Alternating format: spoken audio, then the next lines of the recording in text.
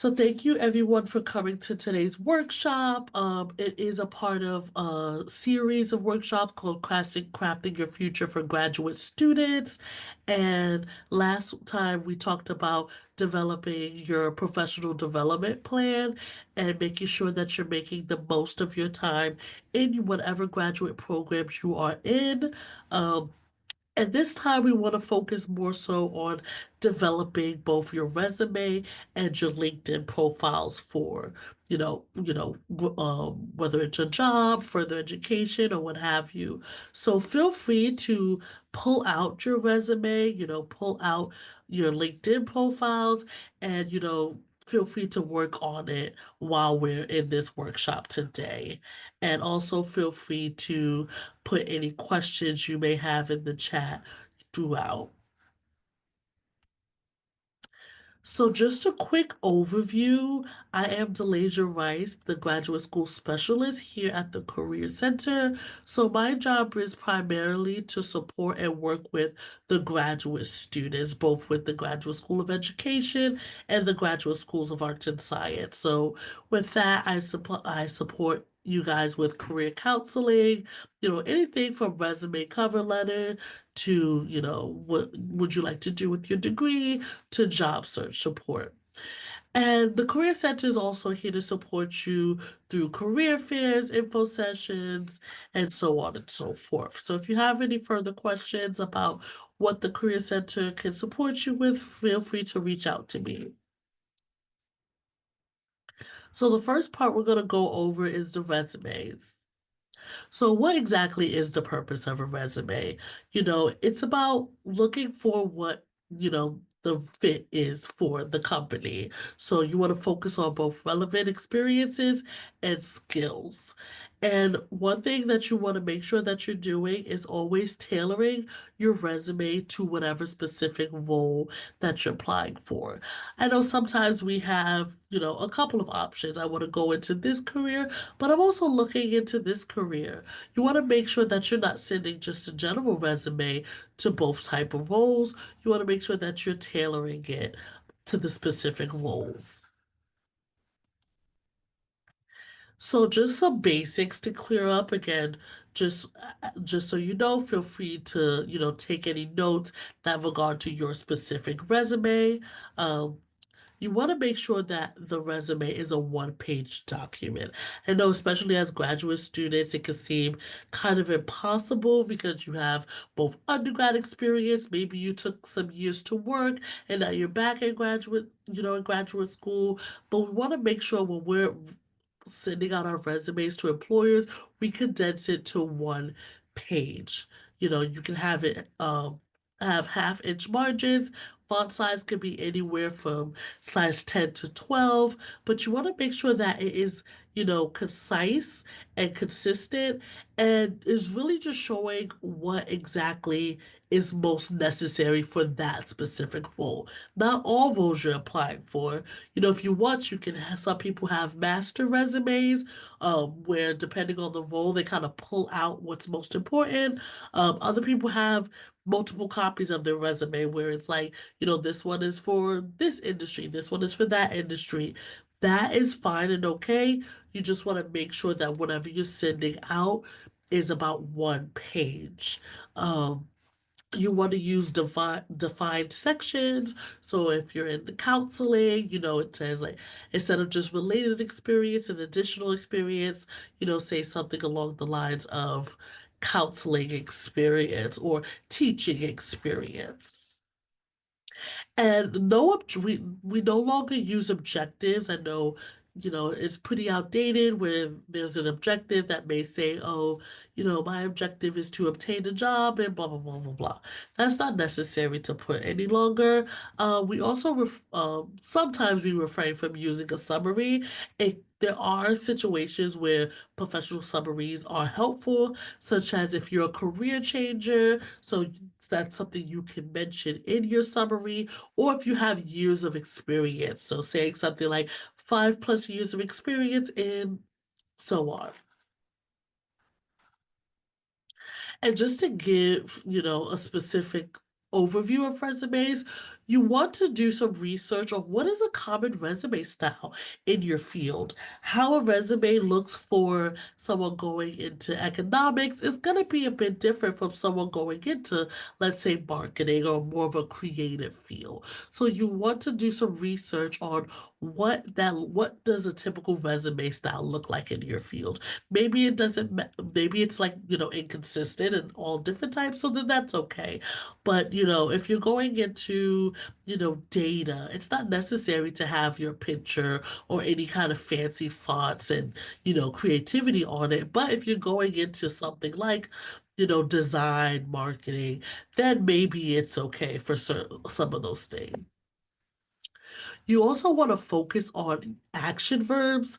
A lot of times, people start their resume bullet points, and we'll get more into this a bit later with things like, oh, responsible for. Instead of doing that, you want to make sure you have some strong action verbs like, manage or revamped, designed. Each bullet point should start with an action verb, and, the more relevant the role to whatever career you're going into or job you're applying for, the more bullet points. So a lot of times we may have a job on there that's not really necessarily related to what we want to go into. And that's okay to have it because one, it shows work experience, especially if you may lack some work experience, or maybe the job, you develop like leadership skills in it. And that's great to put, but you may not need five bullet points for that one. Maybe one or two would suffice. But if you have a specific internship that you did related to your role or anything like that, that one could be a good 3 to 5 bullet points. And you also want to make sure you're highlighting any metric or successes. So if you ever had a career counseling appointment and, we said, oh, make sure you're quantifying, that's kind of what we mean. So, think of if you raised money, how much, if you supervised or taught anyone, how many people, and make sure you're highlighting any results. Did you create anything? Did you change something? What was the result of that? So that's kind of what we want to focus on. What was our, what quantifying and any accomplishments that you have. And the goal of the resume is to get you to the interview. It's not to get you the job, it's to get you to the interview. So make sure that you're, again, highlighting what you should be highlighting and then, focus on the interview afterwards. And one quote I heard was your resume is basically like prime real estate, so making sure that only what is necessary should be on it and that everything has a purpose. So again, that's where it comes in where maybe you want a master resume where you have this really good experience that you had, but it's not necessarily related to this role, but it could be beneficial for another role. You don't have to delete it from existence, but maybe it doesn't need to be on that resume. Everything for each role you're applying for, everything on your resume should have a purpose. And lastly, a lot of times students think, oh, well, I don't have much experience because you're thinking paid experience or internships. Experience for your resume, especially depending on the industry you're going into, can be jobs, internships, but it also could be extracurriculars you're a part of, any volunteering that you've done, class projects, specifically for those of you going into tech, any personal projects, again, a lot of times for people going into tech and other things. And here I want to share with you a couple of sample resumes that we have, but they are also on Handshake. So for any of you who would like to see me, show how to go to Handshake, definitely put it in the chat. And once this workshop is over, you guys can stay a bit and I'll show you how to get to our sample resumes. On Handshake. It's a really good resource. Not only does it have a ton of different samples, but it also has a sample CV, which I'll talk a bit about in a bit. They also have sample cover letters and, showing how to create a really strong bullet point. So this is kind of our kind of main general resume that we give to people who are just now developing their resume. So As you see here, how the education is formatted.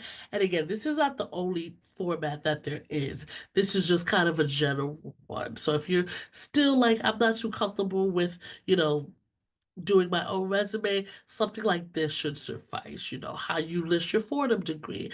With as graduate students, you'll list Fordham first, and then master of whatever your degree is, and then your undergrad degree, whether that's Fordham or another school, will go below it.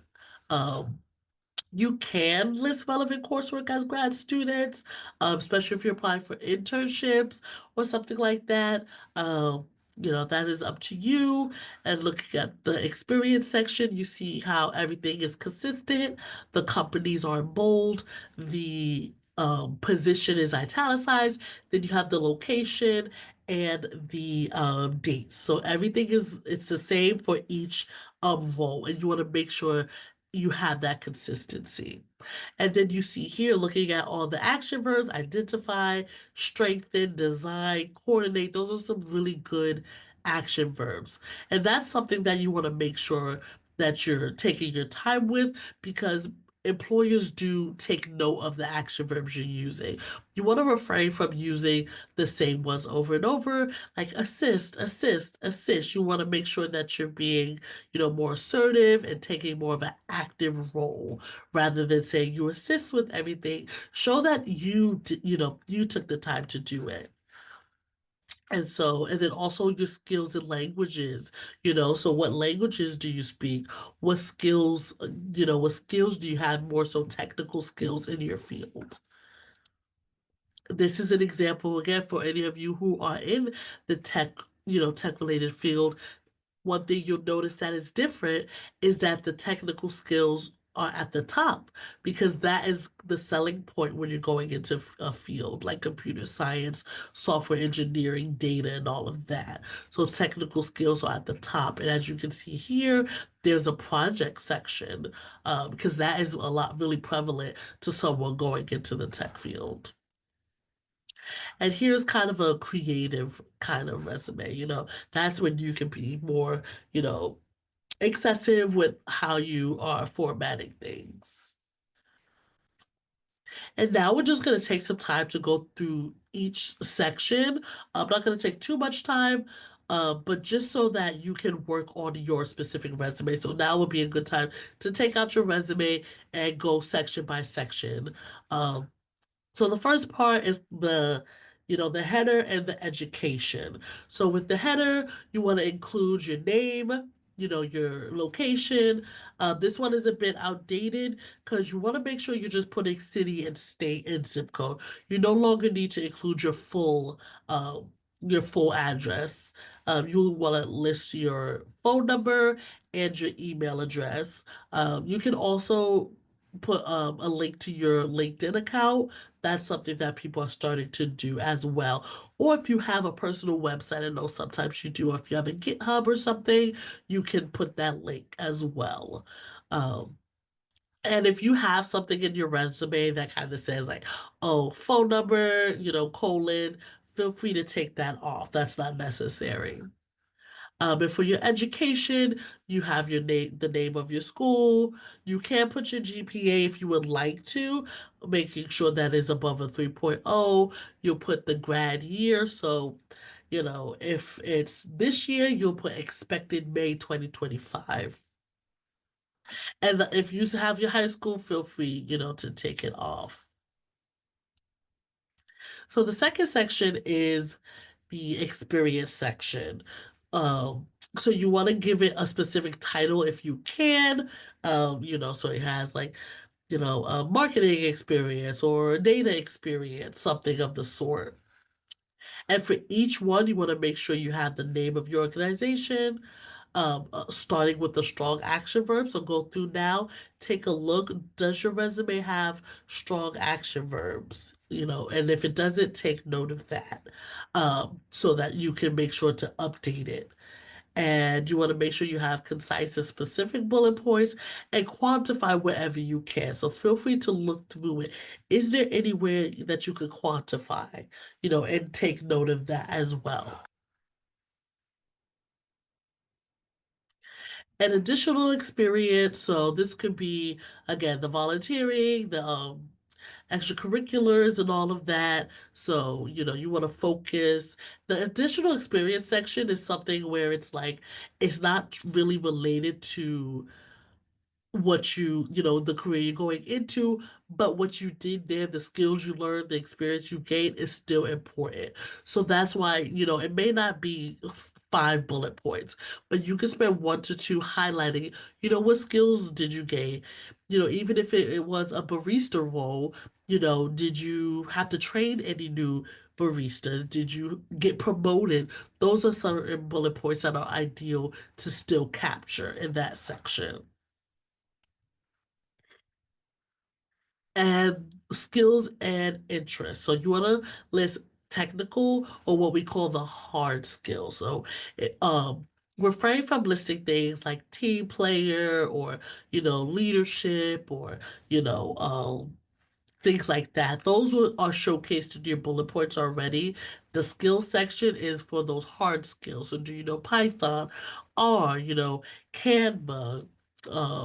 For those of you who may be going into social media, are you great with like TikTok or Excel? Those are skills you want to list in this section. And any languages that you speak as well. And this is an important section for graduate students because a lot of times we may not know what the difference between a resume or CV is, or when to use what.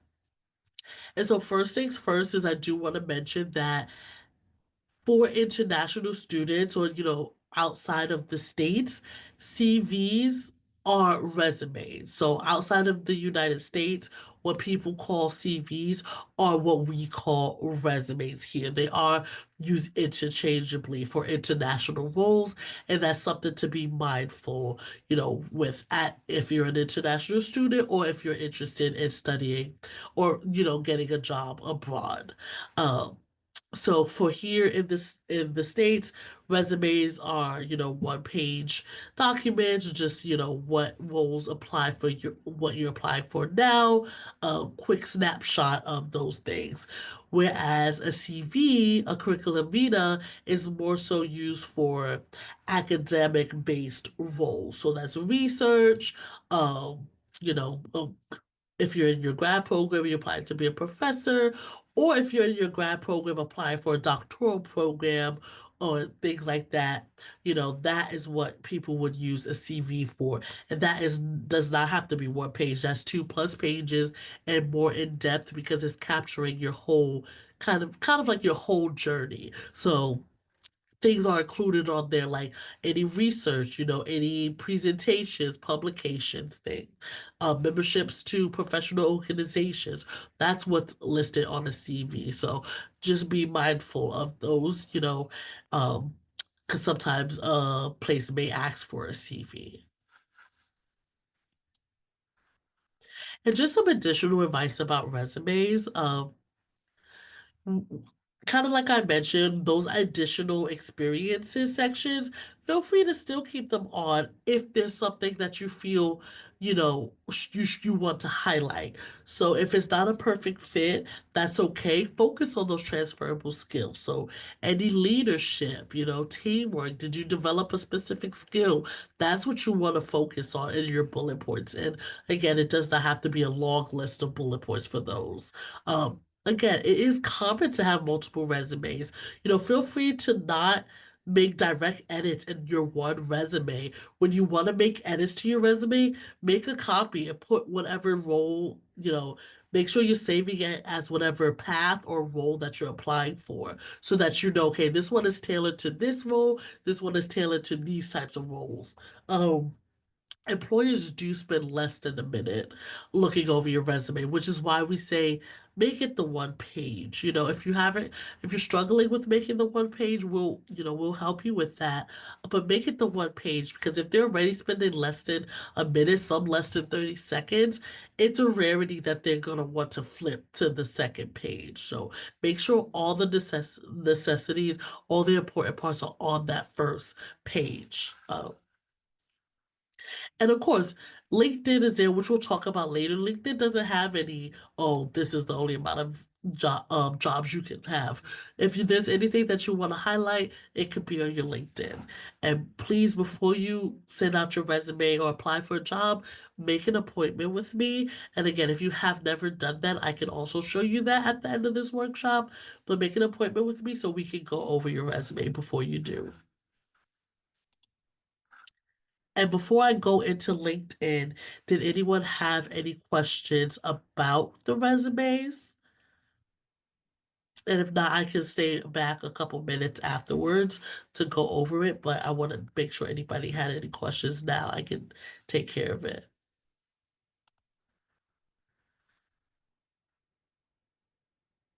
So, Arian, I will definitely show that at the end. Um, I will definitely show that at the end. Feel free to, stay back. But you would make it on handshake. That's how you would do it. And I can kind of show you how that looks. And Caitlin, I see you have your hand raised.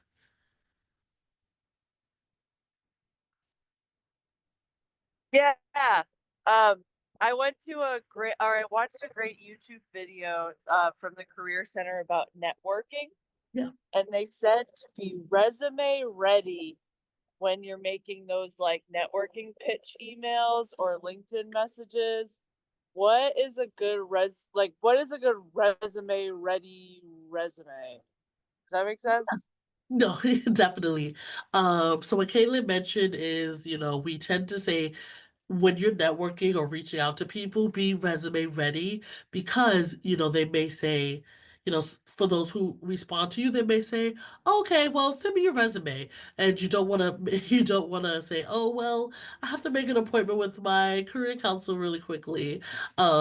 Which, you can't, of course, you can always make an appointment with us, but that's kind of what it means to always be resume ready. So if you haven't already, make sure you're scheduling appointments to get your resume reviewed before you even start the networking process. So resume ready basically means someone at the at the career center had eyes on it, because you want to make sure that your education is listed how it should be, you're using the right action verbs, your resume bullet points are strong, meaning it's not just saying what you did at your role, because anybody at the job could do that, but it's saying what you yourself specifically did, what accomplishments you did, any results, any skills that you've gained. So for me, I would say it's essentially making sure someone at the career center had their eyes on it. Um,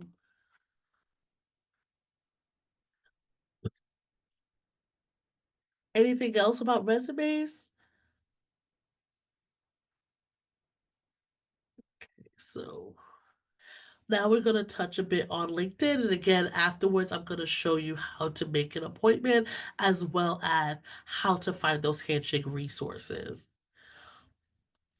So this part of LinkedIn, we're focusing on the profile itself. So not really how to utilize LinkedIn, but again, if you want to learn more about how to engage on LinkedIn and, find jobs on LinkedIn, then, definitely that will be a one-on-one appointment as well. And I will also be touching on that in the next part of the series on March 28th.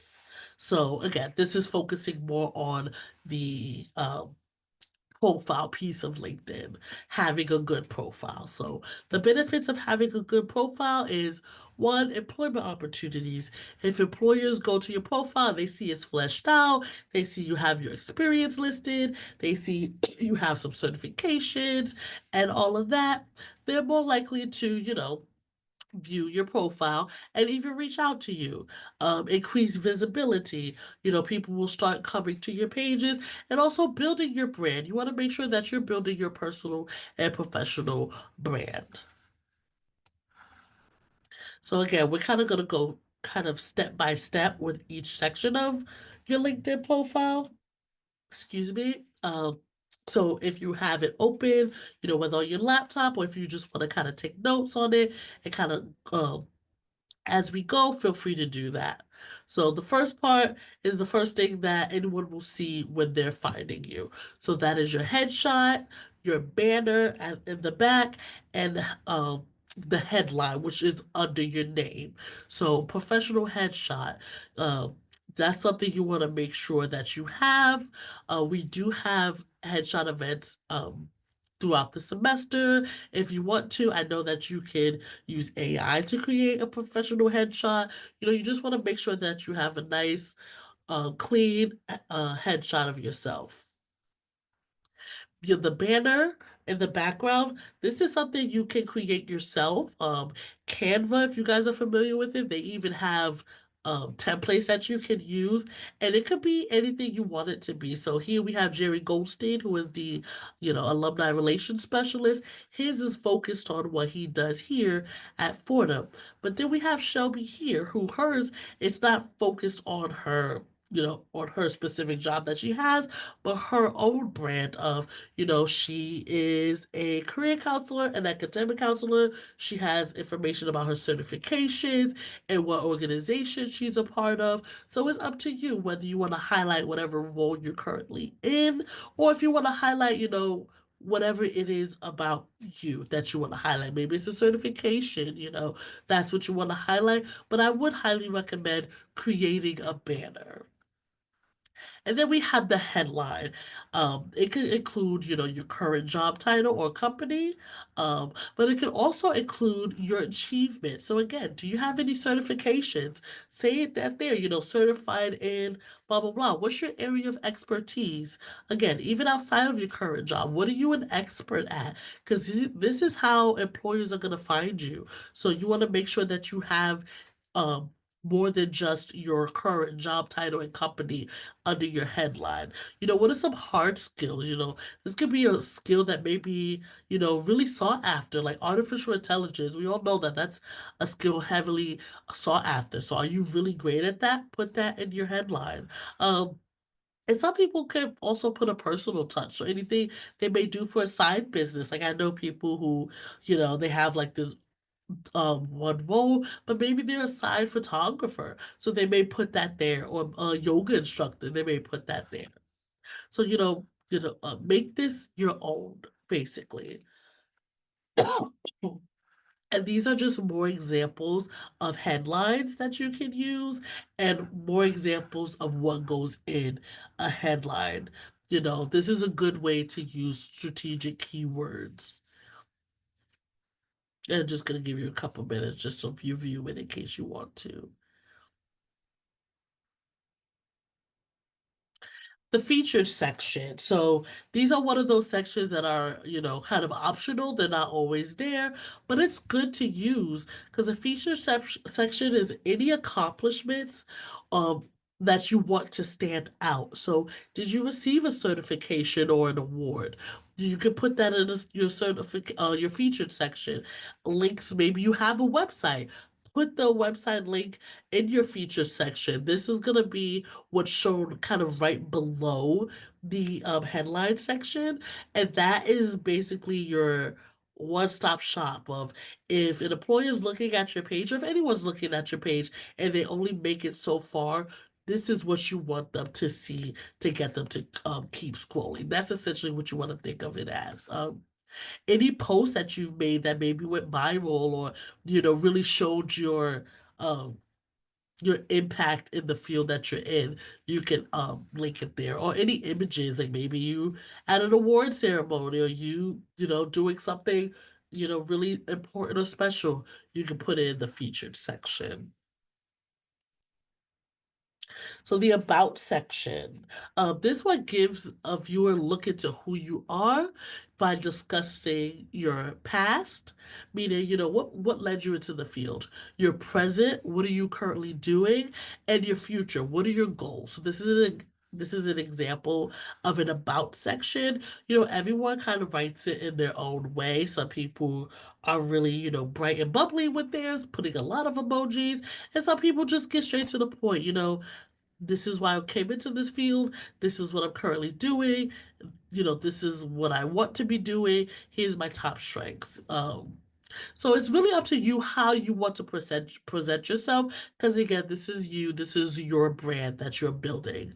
But I would recommend writing in first person. A lot of times people would say like, Delisha Rice is a career counselor, blah blah blah, and that's fine and dandy, but it's not really personable. You want to make sure that this about section is conversational. When someone reading it is like, oh, that's great. Let me reach out to this person, where kind of third person is like, it's just kind of one off. So I would recommend writing it in first person. Again, show your personality. If you are one of those bubbly type people, feel free to add some, emojis or different things or kind of like bullet pointed things. It doesn't have to be paragraphs. You also want to make sure you're using keywords that you have in your field and urge readers to connect with you. Even one simple line like, reach out for, any tips on this or feel free to connect. Something as simple as that. Um, yeah, so this is just another way to showcase your unique value. So, even you going as far as touching back on what you put in your headline. So if you had a certification, you can even explain, oh, I was recently certified in this where I took a class, whatever you want to do. But just make sure that you're really showcasing your accomplishments, and your unique value proposition. And this is the experience section. So with this section, again, this is how you want to write it. Some people prefer to do bullet points, kind of just exactly what they have on their resume. Other people kind of want to just, highlight specific things from their resume. Some people want to add on to what they have on their resume. So it really is up to you. I would just recommend making sure it's consistent with the formatting, so don't have one section being like bullet points and another section being paragraphs, make sure that it is consistent. There is no limit to how many roles. I've seen people with like all their jobs since they were like in high school. There is no limit, but one recommendation I do have is make sure the experience is either related or somewhat meaningful. Um, and you want to make sure that you're adding skills learned or used for each of the experience. LinkedIn has it now where you don't have to type that. You can put your top, if you look at here, where it shows this diamond and then it says like relationship building, program design, that them clicking on the when you're typing out a new experience, you could click on it and it says like top skills used or something like that. That's where you can put the skills that you use, and definitely add media to wherever possible. So if you're in a design related field and you created like marketing material, add samples of it. If you won an award at your role, add the award to it. So definitely adding media to the experience will definitely bring more life to it. So your education, licensing, and certification. This one is kind of basic, just writing exactly what it is. Your education, put the education. If you studied abroad, add that too. Feel free, especially if you're moving past like undergrad and the further away you move from it, you don't want to really have your activities in your experience section. Feel free to take it out, but still list it under the education section. So this person added like, activities they were a part of and the scholarships they won. So you don't have to delete certain things completely, but just to stop it from taking up too much room, add it to another section.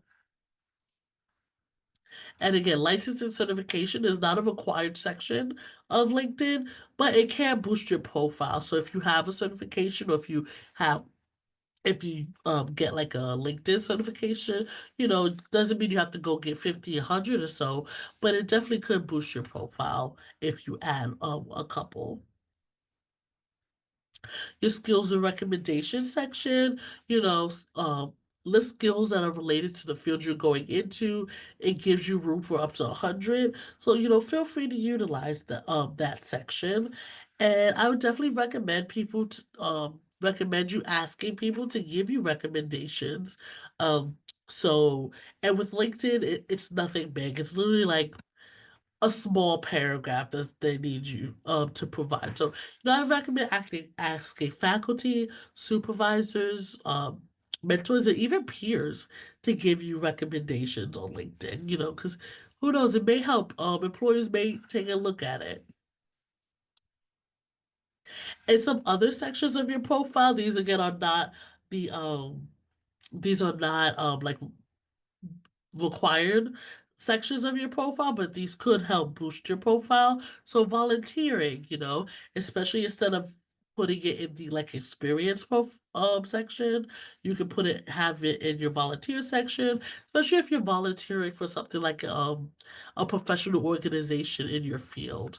Languages, publications, organizations that you're a part of, any courses that you took, and again, you don't need to list all your courses that you've ever taken, but if there was ever any course that you're like, wow, this one I did really good work, or I had a really great project, um, or even a course that you feel is necessary for the role that you're going into, feel free to list that. Or if you took an outside course outside of your master's degree and took like a specific course, put that there.